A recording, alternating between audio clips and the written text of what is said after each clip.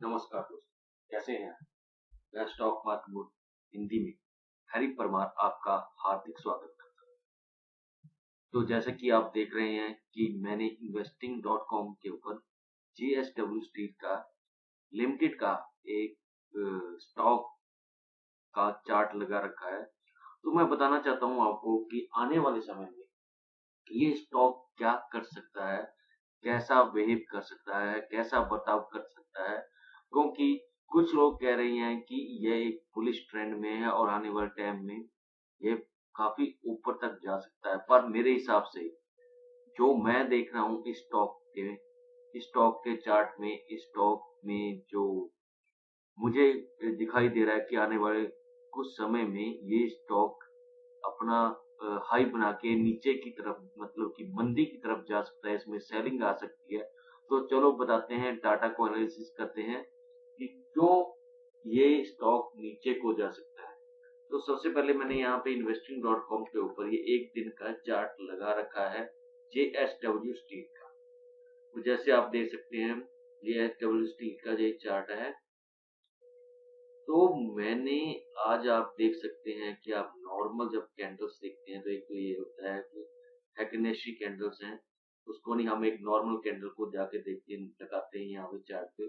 तो आप देख सकते हैं कि यहाँ पे आप वॉल्यूम देख सकते हैं कि वॉल्यूम यहाँ पे वॉल्यूम ग्रीन कलर की कैंडल है जो कल बनी थी, जो आज बनी है ये रेड कलर की वॉल्यूम की कल जो बनी थी वो ग्रीन कलर की कैंडल थी। तो स्टॉक काफी ऊपर तक गया था, वो कैंडल सेम ही बुलिश थी वो। तो वॉल्यूम भी बुलिश थी और कैंडल भी बुलिश थी। तो नीचे ये आप देख सकते हैं कि आज जो कैंडल बनी है वो एक बेरिश मतलब कि मंदी को दर्शा रही है, उसमें सेलिंग दिखाई गई है और स्टॉक थोड़ा सा ऊपर जाके वो नीचे की तरफ आया है। तो एक तो पहले ये रीजन हो जाता है कि यह स्टॉक आने वाले टाइम में मंदी की तरफ जा सकता है क्योंकि इसमें सेलिंग आ सकती है।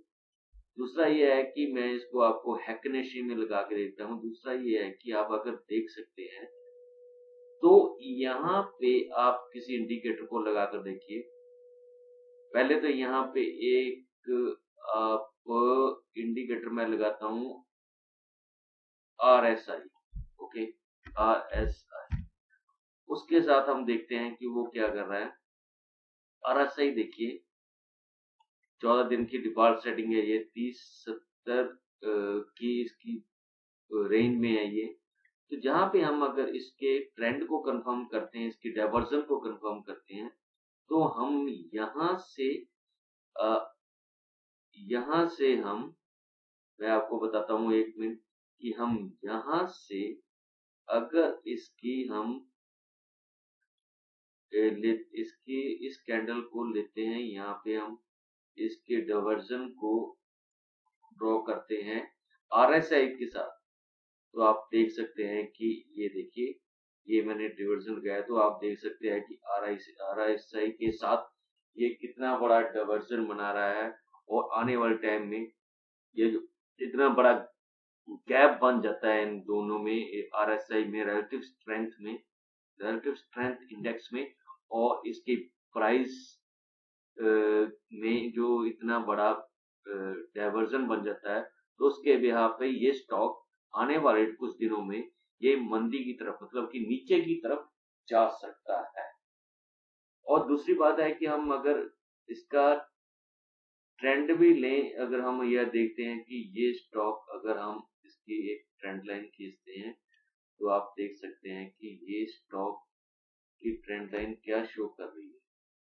तो हम यहाँ से इसका एक चैनल बनाते हैं। ये देखिए कि अगर हम इनके दो, आप देख सकते हैं हमें यहाँ पे 3 कनेक्टर चाहिए होते हैं किसी भी चीज को कंफर्म करने के लिए। तो अगर हम यहाँ से एक कनेक्टर बनाते हैं ऊपर की तरफ, ये देख लीजिए आप, ये देखिए ये यहाँ पे इसकी रेजिस्टेंस है और यहाँ ये इसका क्या नाम उसका है, सपोर्ट है। तो ये रेजिस्टेंस के काफी पास चल रहा है, समझ गए ना आप, ये रेजिस्टेंस के काफी पास चल रहा है। तो इसका मतलब है कि ये आने वाले टाइम में ये स्टॉक अभी रेजिस्टेंस को टच करके, मतलब 320 325 को टच करके ये नीचे की तरफ जा सकता है। दूसरा रीजन ये हुआ। तीसरा रीजन क्या है, हम किसी और इंडिकेटर के साथ इसकी डाइवर्जन कर लेते हैं। जो RSI एक लीडिंग इंडिकेटर है, चलो हम इसका एक डाइवर्जन और देख लेते हैं। हम देखते हैं इसको MACD के साथ। MACD एक लैगिंग इंडिकेटर है, तो हम उसके साथ भी इसके डाइवर्जन को कंफर्म कर लेते हैं। तो देखिए, ये मैं इसको डिलीट करता हूँ। ये आपके स्पोरर रजिस्टर लाइन को। तो अगर हम इसके डाइवर्जन को MACD के साथ, तो यहाँ से हम अगर चलें डाइवर्जन के लिए, तो ये इसकी बॉटम लाइन को बॉटम लाइन से मिला दिया। तो नीचे अगर MACD के साथ भी हम इसके साथ भी हम इसके डाइवर्जन को बनाए, तो देखिए कितना बड़ा डाइवर्जन बन रहा है बॉस। तो आने वाले टाइम में ये स्टॉक एक मंदी को दर्शा सकता है। मंदी मीन्स ये नीचे की तरफ चलना शुरू हो सकता है। तो ये तीसरा रीजन है कि यहाँ पे आप देख सकते हैं कि ये स्टॉक अपना एक बहुत बड़ा डाइवर्जन भी 2-3 इंडिकेटर के साथ भी डाइवर्जन काफी बना रहा है। तो तीसरी बात यह है कि हम यहाँ पे EMA एक्सपोनेंशियल मूविंग एवरेज लगा के देखते हैं, EMA। तो मैं यहाँ पे 21 दिन और 200 दिन की EMA को यूज करता हूँ। तो आप किसी भी टाइम की EMA यूज कर सकते हैं। मैं यहाँ पे 200 दिन की EMI को प्लान करता हूँ। 200 दिन की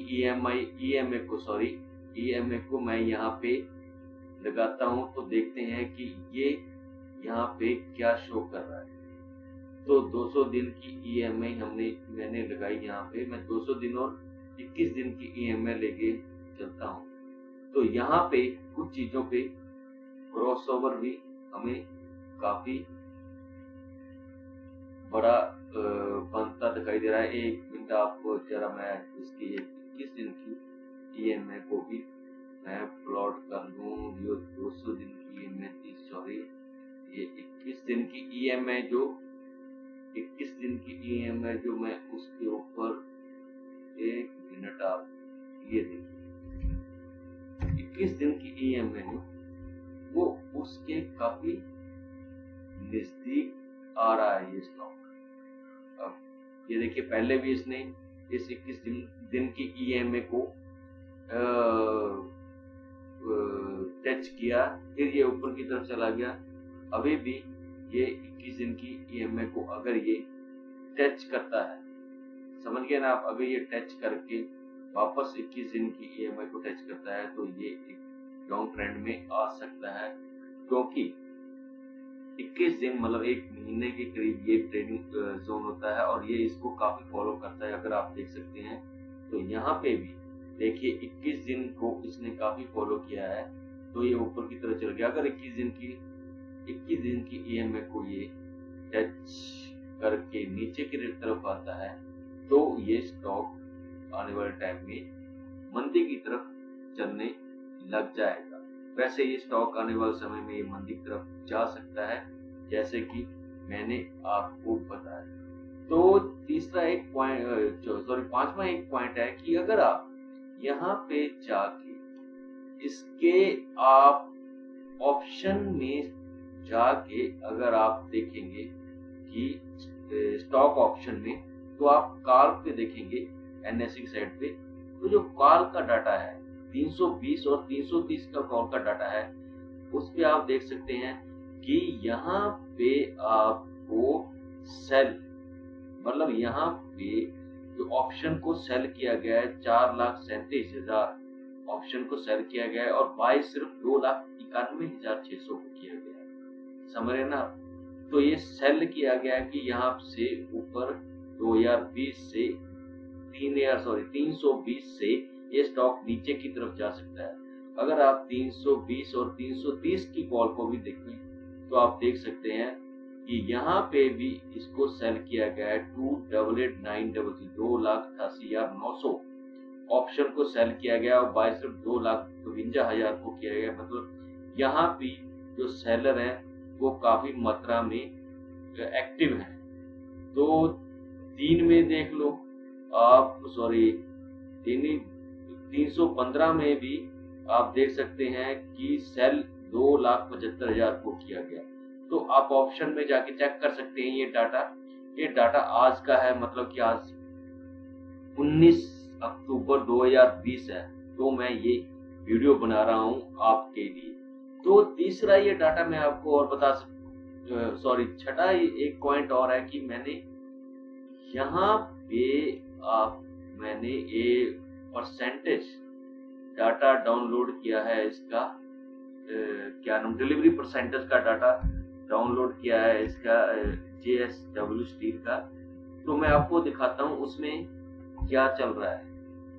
तो उसमें जो आप देख सकते हैं, एक मिनट जस्ट होल्ड डाउन करिए आप, मैं आपको अभी बताता हूँ कि उसमें आप देखिए। एक मिनट, मैंने यहाँ पे डाटा डाउनलोड किया है। तो मैंने यहाँ पे एक मिनट मैंने शायद वो वहां पे चला गया गलती से। तो आपको मैं बताता हूँ कि इसमें क्या प्रॉब्लम है। तो आप देख सकते हैं कि ये जो डाटा मैंने डाउनलोड किया है इनकी डिलीवरी परसेंटेज का, तो आपके सामने ये है डाटा। मैंने इसका 1 महीने का डाउनलोड किया है, आई थिंक ये 3 महीने का आ गया। मैं आपको 1 महीने का डाटा दिखाता हूँ। मैंने 1 महीने का डाटा यहाँ पे डाउनलोड किया है। 1 मिनट,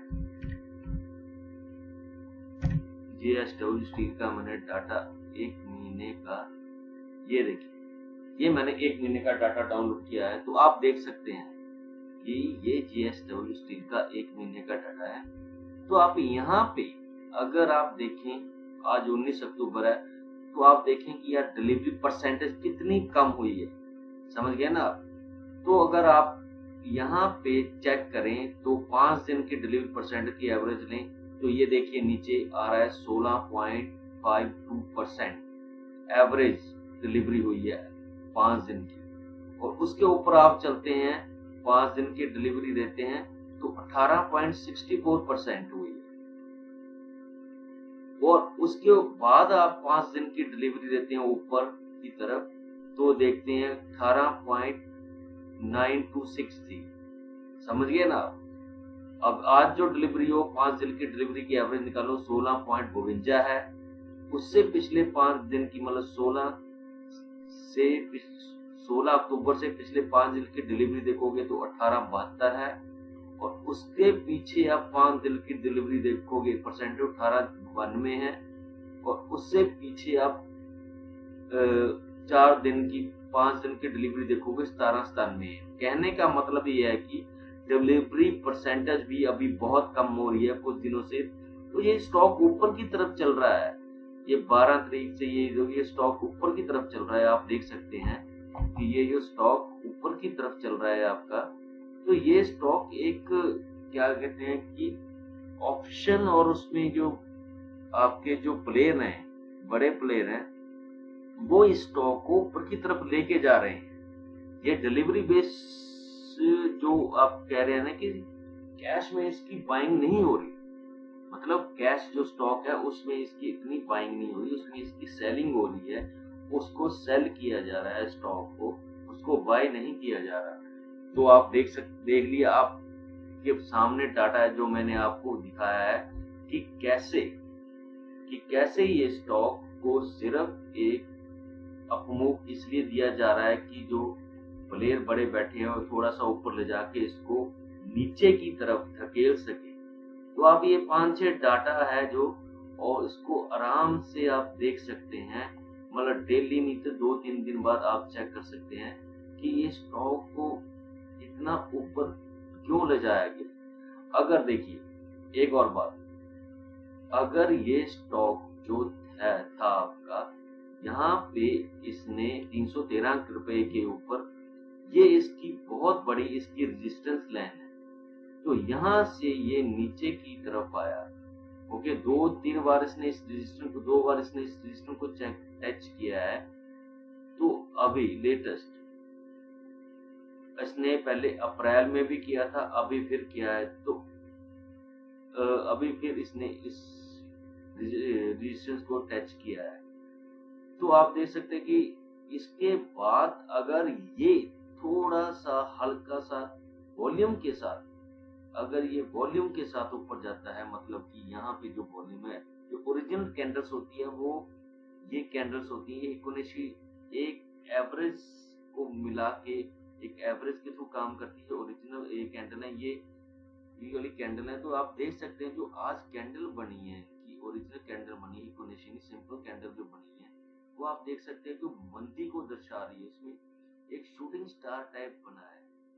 तो आने वाले टाइम में आप जहां तक मेरा सवाल है कि ये स्टॉक एक मंदी की तरफ, मतलब कि नीचे की तरफ जा सकता है। और एक इसमें आपको और इंडिकेटर दिखा